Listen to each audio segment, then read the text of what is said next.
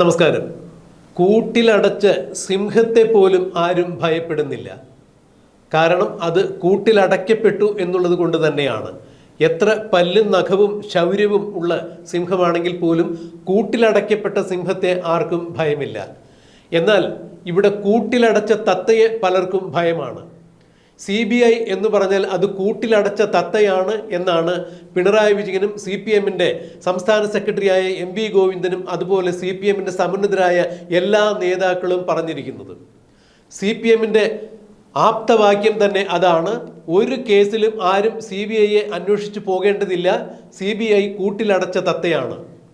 ബഹുമാനപ്പെട്ട പ്രേക്ഷകരെ, അങ്ങനെയെങ്കിൽ ഒരു ചോദ്യം ചോദിക്കട്ടെ. ഈ കൂട്ടിലടച്ച തത്തയെ പിന്നെ എന്തിനാണ് ഇവർ ഇത്ര കണ്ട് ഭയക്കുന്നത് എന്ന് മനസ്സിലാകുന്നില്ല. കൂട്ടിലടച്ച സിംഹത്തെ പോലും നമുക്ക് ഭയമില്ലാത്ത സാഹചര്യത്തിലാണ് കേവലം കൂട്ടിലടച്ച ഒരു തത്തയെ കേരളം ഭരിക്കുന്ന മുഖ്യമന്ത്രിയും കേരളം ഭരിക്കുന്ന പാർട്ടിയുടെ സംസ്ഥാന സെക്രട്ടറിയും ഭയക്കുന്നു എന്ന് പറയുമ്പോൾ അതിലെന്തൊക്കെയോ ചില കാര്യങ്ങൾ ചീഞ്ഞു നാറുന്നുണ്ട് എന്ന് വേണം മനസ്സിലാക്കാൻ. വളച്ചുകെട്ടില്ലാതെ പറയാം. കണ്ണൂർ ഡെപ്യൂട്ടി കളക്ടറായിരുന്ന നവീൻ ബാബുവിൻ്റെ മരണവുമായി ബന്ധപ്പെട്ട് ആ മരണത്തിലെ ദുരൂഹതകൾ കേരള പോലീസിൻ്റെ സ്പെഷ്യൽ ഇൻവെസ്റ്റിഗേഷൻ ടീം അന്വേഷിച്ചാൽ ഒരു തുമ്പും പുറത്തു വരാൻ പോകുന്നില്ലെന്നും ആരെങ്കിലും ആ കുറ്റകൃത്യത്തിന് പുറകിൽ പ്രവർത്തിച്ചിട്ടുണ്ടെങ്കിൽ ആ മരണം ആത്മഹത്യയല്ല, അത് കൊലപാതകമാണ് എന്നുണ്ടെങ്കിൽ തീർച്ചയായും അതിൻ്റെ വിവരങ്ങൾ ഒരു കാരണവശാലും പുറത്തു വരാൻ പോകുന്നില്ല.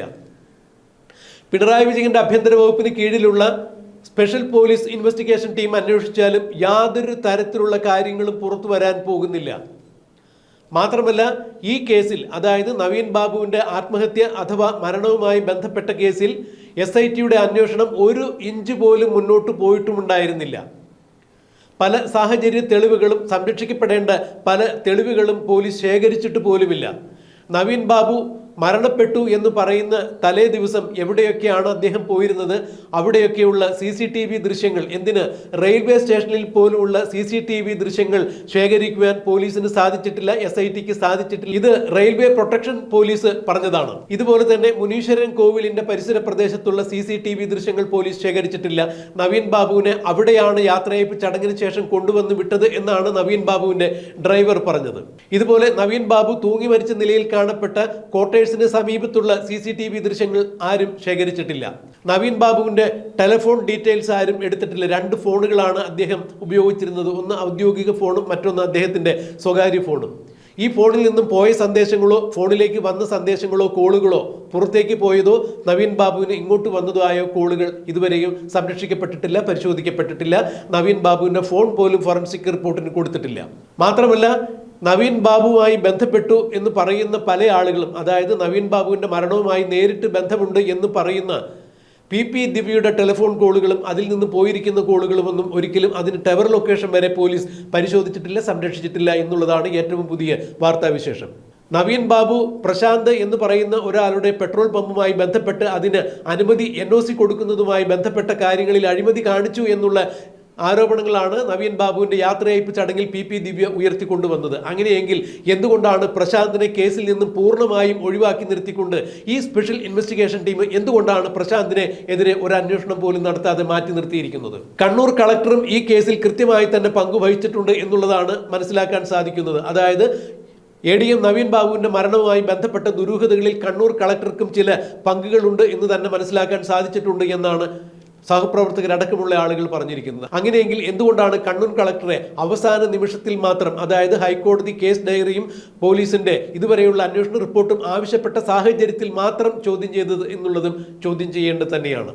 ഇങ്ങനെ വിവിധ ദുരൂഹതകൾ ഇഴചേർന്നിരിക്കുന്ന സമയത്ത് തന്നെയാണ് നവീൻ ബാബുവിന്റെ മരണത്തിലെ ദുരൂഹതകൾ നീക്കണം എന്നാവശ്യപ്പെട്ടുകൊണ്ട് നവീൻ ബാബുവിന്റെ ഭാര്യയും കുടുംബവും ബഹുമാനപ്പെട്ട ഹൈക്കോടതിയിൽ CBI അന്വേഷണം ആവശ്യപ്പെട്ടുകൊണ്ട് ഒരു ഹർജി പോയത്.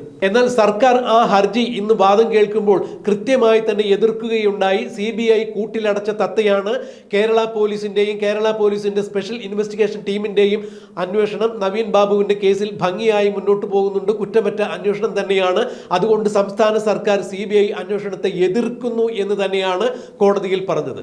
എന്നാൽ നവീൻ ബാബുവിന്റെ മരണവുമായി ബന്ധപ്പെട്ട കേസ് ഏറ്റെടുക്കുവാൻ CBI തയ്യാറാണോ എന്ന കോടതിയുടെ ചോദ്യത്തിന് CBI നൽകിയിരിക്കുന്ന ഉത്തരം, കോടതി ആവശ്യപ്പെടുകയാണെങ്കിൽ ഞങ്ങൾ ഈ കേസ് എടുത്ത് മുന്നോട്ട് മുന്നോട്ട് പോകും, കേസെടുക്കാൻ തയ്യാറാണ് എന്ന് പറയുമ്പോൾ കേരളത്തിന്റെ പൊതുബോധവും കേരളത്തിന്റെ മനസാക്ഷിയും ഒരേ സ്വരത്തിൽ ആവശ്യപ്പെട്ട ആ ഒരു കാര്യം CBI ഏറ്റെടുക്കുന്നു എന്ന് വേണം മനസ്സിലാക്കാൻ. അഥവാ കേരളം തേങ്ങിക്കൊണ്ടിരിക്കുന്ന ഒരു കേസിൽ നടപടി ഉണ്ടാക്കുവാൻ വേണ്ടി CBIയുടെ ഭാഗത്തു നിന്നും പൂർണ്ണമായ പിന്തുണയോടുകൂടി CBI മുന്നോട്ട് വരുന്നു എന്ന് വേണം ഇതിൽ നിന്നും മനസ്സിലാക്കാൻ. ഇത് തന്നെയാണ് അക്ഷരാർത്ഥത്തിൽ CPM-നെ വിറളി പിടിപ്പിച്ചിരിക്കുന്നത്. CPM ഇപ്പോഴും വിശ്വസിക്കുന്നു CBI കൂട്ടിലടച്ച തത്തയാണ് എന്ന് പറയുമ്പോൾ, ഈ കൂട്ടിലടച്ച തത്ത വരുമ്പോൾ പിന്നെ എങ്ങനെയാണ് CPM-ന്റെ ഉന്നത നേതാക്കന്മാരുടെ ഉറക്കം കെടുന്നത്, അല്ലെങ്കിൽ ഈ തത്ത വരുമ്പോൾ എങ്ങനെയാണ് CPM-ന്റെ അടിത്തറ ഇളകിത്തെറിക്കുന്നത് എന്ന് മനസ്സിലാകുന്നില്ല.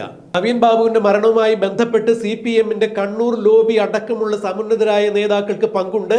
കണ്ണൂരിന്റെ മുൻ ജില്ലാ പഞ്ചായത്ത് പ്രസിഡന്റായ PP ദിവ്യ തന്നെയാണ് പരസ്യമായി നവീൻ ബാബുവിനെ അവഹേളിക്കുകയും ആരോപണം ഉതിർക്കുകയും ഇതെല്ലാം അവർ കൊണ്ടുവന്ന ഒരു വീഡിയോഗ്രാഫറെ ഉപയോഗിച്ച് വീഡിയോയിൽ പകർത്തുകയും അത് സാമൂഹ്യ മാധ്യമങ്ങളിലൂടെ പ്രചരിപ്പിച്ച നവീൻ ബാബുവിന്റെ പ്രതിച്ഛായയ്ക്ക് മംഗലേക്കും വേണ്ടി അവർ കൃത്യമായി തന്നെ പ്ലാൻ ചെയ്തുകൊണ്ട് അത്തരം ഒരു വീഡിയോ പ്രദർശിപ്പിച്ചതും.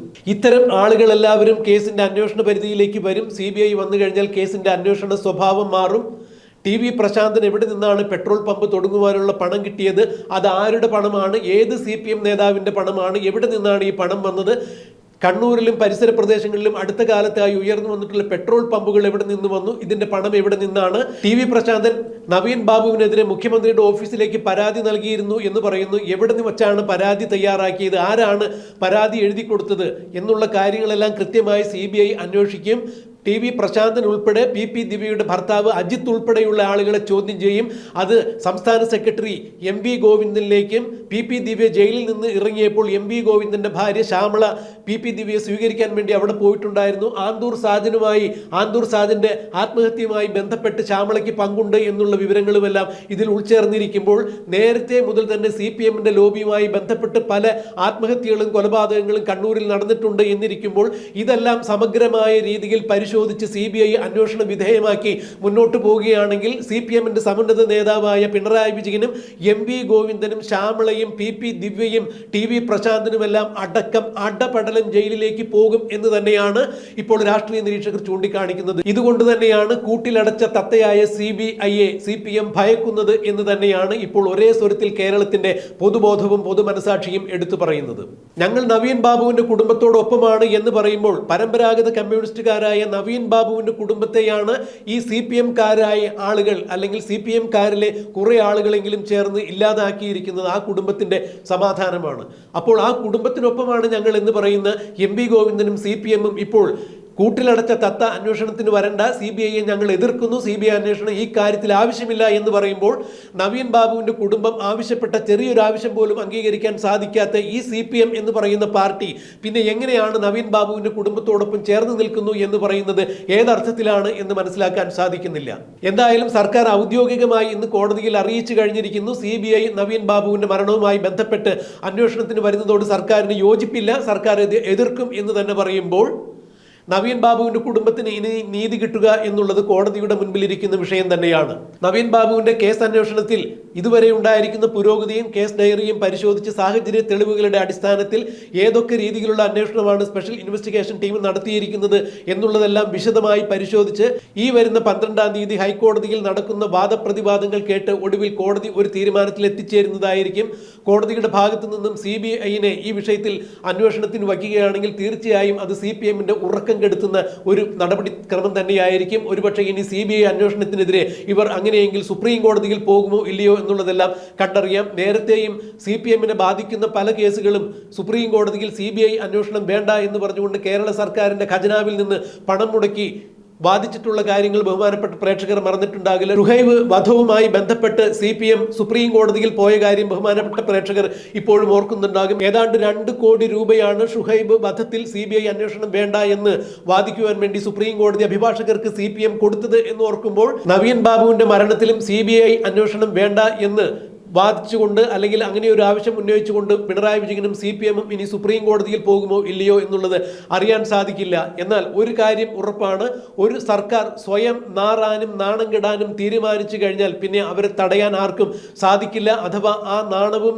മാനക്കേടും നാറ്റവും സമൂഹത്തിൽ പരന്നുകൊണ്ടിരിക്കും എന്നുള്ളതിൻ്റെ ഏറ്റവും വലിയ ഉദാഹരണം തന്നെയാണ് ഇപ്പോൾ ഹൈക്കോടതിയിൽ നവീൻ ബാബുവിൻ്റെ മരണത്തെ തുടർന്നുണ്ടായ കാര്യങ്ങൾ അന്വേഷിക്കുന്നതിന് CBI വരണ്ട എന്നുള്ള സർക്കാരിൻ്റെ എതിർവാദം ഇപ്പോൾ ഹൈക്കോടതിയിൽ മുഴങ്ങിക്കേട്ടത് ഒരു സർക്കാരിന് എത്രമാത്രം താഴ്ന്നു പോകാമോ, എത്രമാത്രം നാണം കെടാമോ, എത്രമാത്രം നാറാമോ അതിൻ്റെ പരമാവധി പരമകാഷ്ഠയിൽ തന്നെയാണ് സർക്കാർ ഇപ്പോൾ ഹൈക്കോടതിയിൽ നാണം കെട്ട് നാറി നിൽക്കുന്നത് എന്ന് വേണം മനസ്സിലാക്കാൻ. എന്തായാലും നവീൻ ബാബുവിൻ്റെ മരണവുമായി ബന്ധപ്പെട്ട് CBI അന്വേഷണം ഏർപ്പെടുത്തുമോ ഇല്ലയോ, ഹൈക്കോടതി അതിനുള്ള ഉത്തരവിടുമോ ഇല്ലയോ എന്നുള്ളത് നമുക്ക് കണ്ടറിയാം, കാത്തിരിക്കാം.